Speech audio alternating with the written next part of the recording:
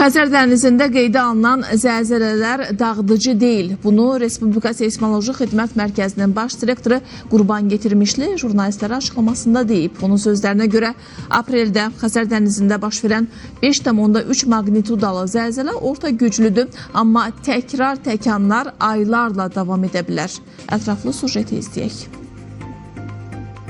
Azərbaycan seysmik aktiv regionda yerləşir. Bu reallıq bizi binaların inşası və istismarı prosesində, ümumilikdə şəhərsalma prosesində məsuliyyətli yanaşmaya məcbur edir. Bunu Fövqəladə Hallar Nazirinin müavini Cəbrayıl Xanlarov şəhərsalma və memarlıq ilinə həsr olunan seysmik təhlükənin və riskin qiymətləndirilməsində yeni yanaşmalar mövzusunda keçirilən konferansda bildirdi. O qeyd etdi ki, şəhərsalma modeli müasir standartlara və dayanıqlığa cavab verməlidir. Fövqəladə Hallar Nazirliyinin aidiyyatı qurumları Respublika Seysmoloji Xidmət Mərkəzi və Yaponiya mütəxəssisləri ilə birgə Sumqayıt-Abşeron zonası üzrə seysmik xəritələrin hazırlanması istiqamətində mühüm işlər görür. Məqsəd yalnız mövcud təhlükələri müəyyən etmək deyil, gələcək risklərin minimuma endirilməsidir. Respublika Seysmoloji Xidmət Mərkəzinin baş direktoru Qurban Getirmişli isə jurnalistlərə açıqlamasında qeyd etdi ki, binalar tikilərkən mütləq şəkildə mümkün risklər qiymətləndirilməli və nəzərə alınmalıdır. Xəzər dənizində son aylarda qeydə alınan zəlzələlər və bayıl sürüşmə zonasında müşahidə olunan aktivlik seysmik təhlükəsizlik məsələsini yenidən gündəmə gətirib. Qurban Yetirmişli bildirdi ki, Xəzərdə baş verən təkanlar dağıdıcı xarakter daşımır.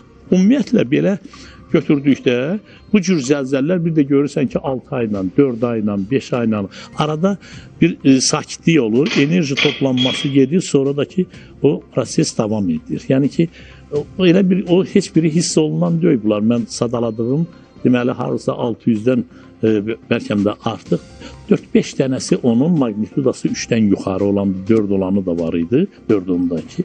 Heç biri də hiss olunmuyor. İlkin zəlzələ 4, deməli 3-4 balda ətraf deməli dəniz qırağı o yaşayış məntəqələrində hiss olunmuşdu. Ondan sonra heç biri demək olar hiss olunmuyor. Qurban Getirmişli çıxışında Azərbaycanda tarixən güclü zəlzələlərin baş verdiyini də xatırlatdı. O bildirdi ki, Salyan, Ağsu, Göyçay və Şamaxıda qeydə alınan bəzi zəlzələlərin gücü sonradan aparılan elmi araşdırmalar nəticəsində daha yüksək qiymətləndirilib. Mərkəzin hazırda Oksford Universiteti ilə birgə paleoseysmoloji tədqiqatlar apardığını deyən baş direktor, bayıl sürüşmə zonasında da fundamental işlərin görülməsinin vacibliyini vurğuladı. Orada bilirsiniz, necə də orada fundamental işlər aparmaq lazım. Nə olsun ki, orada yaşayış yoxdur.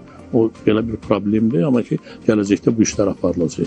Bu saat deməli biz Bibeybətdir, Patamdartdır, bu sahədə təkliflər verilib ki, orada deməli o bərkitmə işləri orada tədqiqat aparaq və ondan sonra layihələndirmə işləri aparılsın və orada gələcək üçün güclü bir fəsadlar törədən məsələ olmaz. Tədbirdə həmçinin region ölkələri ilə informasiya mübadiləsinin vacibliyi diqqətə çatdırıldı. Bildirildi ki, xüsusilə tikinti və infrastruktur layihələrində beynəlxalq standartların tətbiqi, elmi yanaşmaların genişləndirilməsi və risklərin əvvəlcədən müəyyənləşdirilməsi mühüm əhəmiyyət daşıyır.